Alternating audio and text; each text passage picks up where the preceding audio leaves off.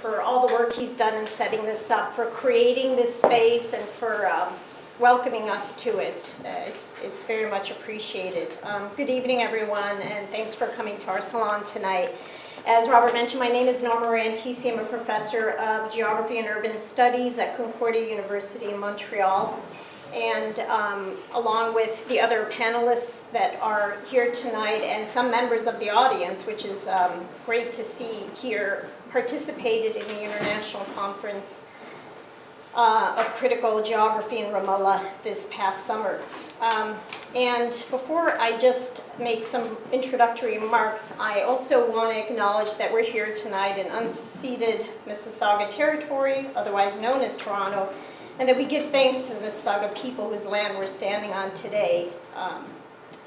And so as our blurb for tonight indicated, many of you may have seen it, that a discussion of Palestine is one that inevitably calls up colonial and anti-colonial imaginaries. And in contemporary times, it's been inspiring left and anti-colonial internationalism and the recent scholarship on decolonial resistance.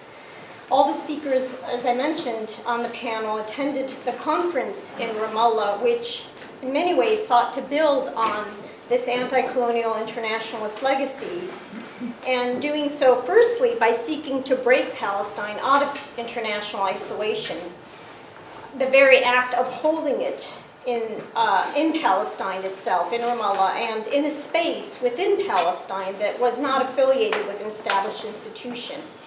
And secondly, by enriching the visitors' understandings of Palestine, historically, politically, culturally, through locally guided tours, as well as through the inclusion of panels that had local scholars and activists that we were able to encounter.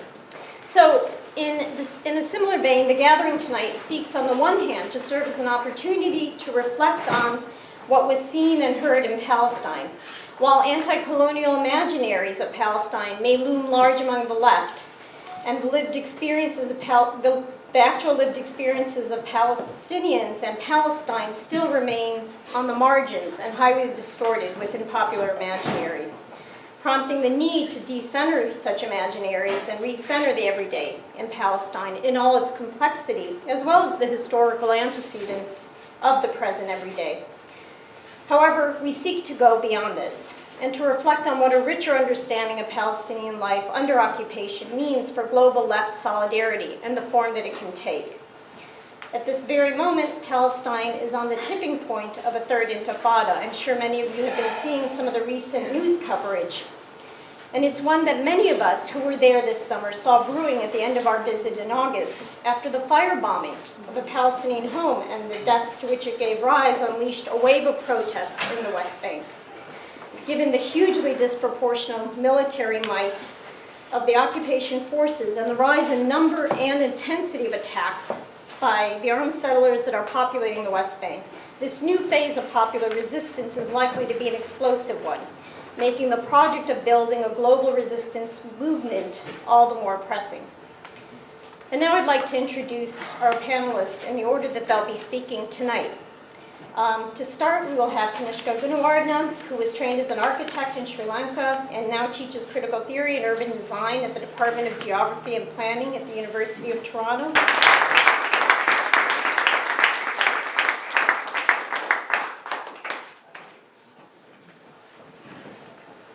Okay, so since we are talking about a geography conference, I thought somebody should show some maps.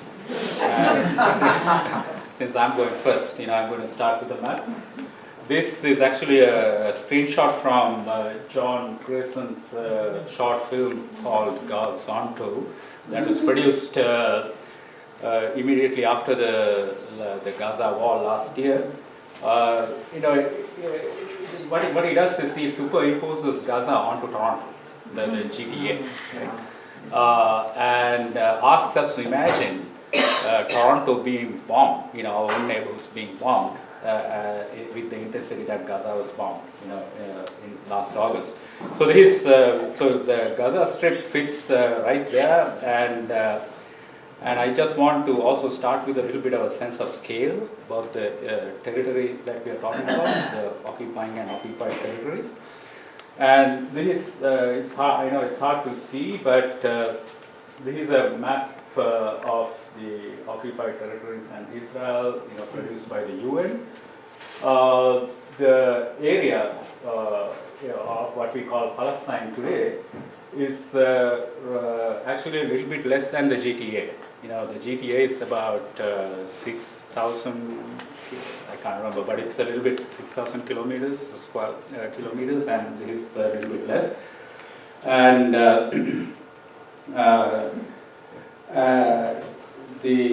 I do also find in this map a little bit ironic the blue color, that appears in the territory of Palestine. It is the same color as the sea, of the map to the west. And in a way, it's appropriate because that particular map also shows how the occupied territories have basically become a series of islands in the desert. And there is also a map produced by the UN. Basically explaining, it's one of the most complicated maps I've ever seen, and I'm a geographer. It is a map that tries to put on one page, one image, all the checkpoints, the barriers, the borders, the different divisions of Palestine according to the Oslo Accord, areas A, B, C, and all the rest of it. So here again, you can see the blue. The UN's color of choice, I guess. And here is a slightly different map, which is a little bit easier to read, but it shows again the fragmentation of the territory, the occupied territory of Palestine, and and also the small triangles there are the settlements. They are scattered all over the territory. Just to give you a sense of the geography before. And what I should also have said at the very beginning that I'm totally out of my depth here. I've talked about many topics about which I know nothing. And over the years, I've learned to fake it pretty well as a professor. But here I'm truly, I've been to Palestine only once for 1 week, so I don't pretend to be an expert on the subject. So my intention here is simply to give you a sense of the impressions I had, from this visit. Of course, I can add that, I've always taken an interest in what is going on in Palestine, in part because I also come from a country called Sri Lanka, which has experienced extreme forms of nationalism and ethnic conflict. And in my earliest graduate student days, I was active in Los Angeles, in fact, in the anti-apartheid movement. We were talking about South Africa, those in the late 80s. So this is the beginning of the conference. It was a nice, you can do things nicely in outdoor spaces, in this part of the world. And this is a very interesting young man that we met at the opening of the conference, who also works for the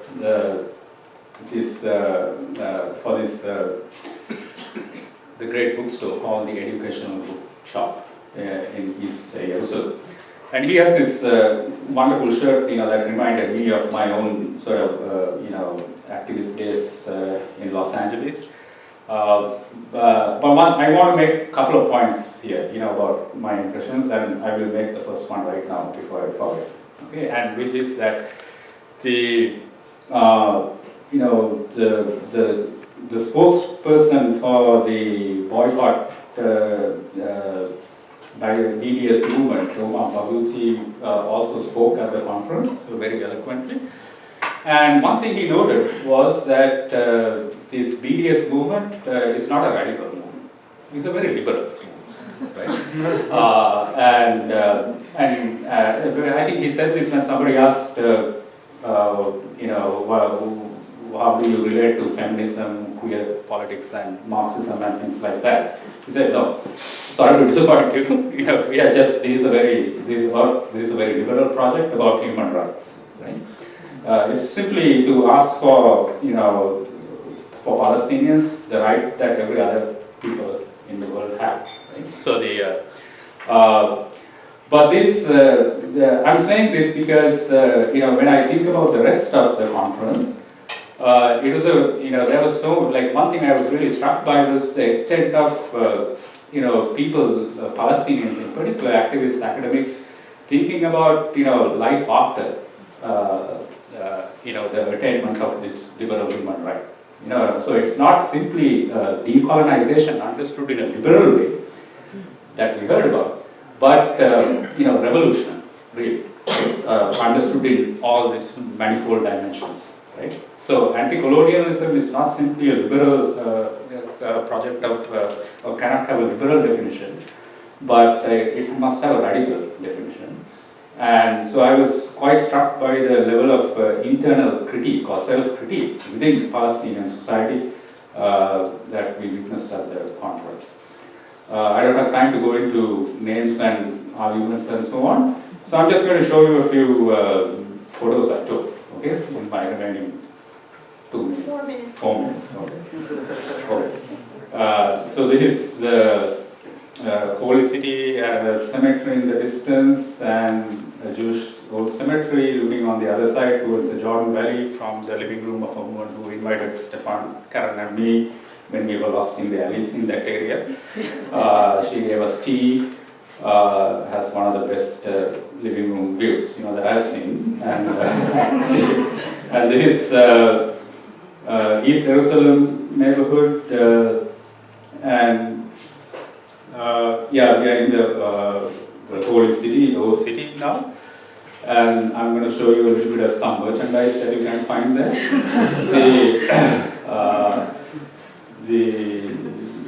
And that Google shirt in particular is quite popular. There are many editions of that. I don't know if you can read. Somebody is searching for Israel and Trump is giving Palestine.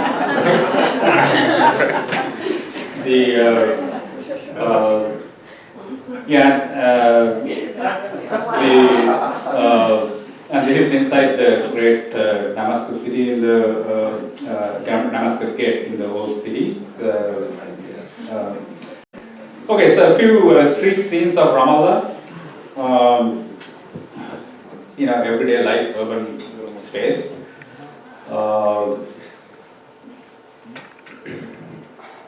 And that's our moderator, and who was our host as well for Kevin and me during the conference.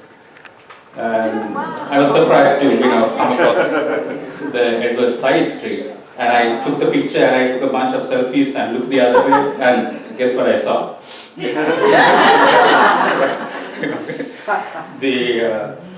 Okay, so this is a bit of a political picture. All the pictures are political, but anyway, as an architect, I noticed immediately the water tanks, on the Palestinian buildings of various scales, and this is a symptom of the struggle over water, right, among other things. And so here you see this family taking a selfie with a kind of a Dubai-looking place in the background. And this is, what Palestinians also have, utopias, right, and urban utopias. And one such, actually, a project that is actually being built very close to Ramallah is called Travelogue, right? And so it's, there was many critical discussions about this project in the conference by architects and local planners, academics and students.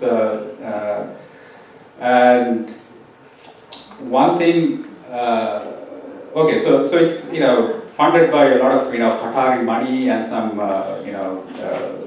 disposable income from wealthy Palestinians who have made money abroad and so on. But it is a certain kind of promised land, right? And and also like a space that is was highly criticized, a project that was highly criticized because it's for the upper class, and it's a particular kind of production of a particular kind of space, but also production of a particular kind of subject, right? And people complained about gentrification and yuppification and all that kind of stuff about it. But I was trying to think about it, and I thought it is hard to kind of lump this with every other case of gentrification and creative city and all that kind of stuff, because it is also a way in which Palestinian sovereignty is claimed in that particular location. So it is under the conditions of occupation. You got to take that into account. When you're kind of criticizing. So in the comment that I spontaneously made at the closing plenary of the conference, I was thinking aloud about this, and I said, this looks to me like a fucked up response to an even more fucked up situation. Right? And I think that is one of my best lines ever. So I'm not going to improve on that. But you can also think through with the great German Jewish philosopher Theodor Adorno about this kind of contradiction. When he says, the wrong life cannot be lived rightly. Right? So that's it. That's it. Okay. I'm just going to show the rest of the slides in 1 minute. Okay. So this is more kind of everyday like urban scenes from Ramallah, everyday life. Which is of course seems like a bit of a bubble, but it is always you don't have to go far to be reminded of the reality. So this is the wall, the Ida refugee camp. And the walls, it's not only the walls but also the permit system and all that kind of stuff, that restricts the movement of people and cuts them off from their sources and means of livelihood, such as the agricultural land, that is being kind of enclosed basically. So the Ida, where the 13-year-old kid was killed, yesterday I think, was a rather depressing place, but also in a way an inspiring space, because there we met some really interesting and articulate left activists, right? And the wall, interestingly it looks, the wall is actually paved in a nice marble, on the side of the settlement, and it's bare concrete on the other side. Settlements, okay, I'm just going to rush through this in the interest of time. This is Nablus, one of the oldest cities north of Ramallah. And here again, this is a city that has been subject to some serious IDF operations and destruction. This whole square, for example, was blown up, in one such IDF operation. So it's not a public square, but there were buildings just like the ones you can see in the photo in that what appears to be an open space. And so it is a site of herbicide, which in this case includes, not only these spectacular, military operations in the city, but also the slow death, through, multiple forms of dispossession and division. Okay, and the last slide, this is a sign that we saw in several places, just to remind, as a reminder that, Jerusalem is actually so close for a lot of Palestinians, but yet so far.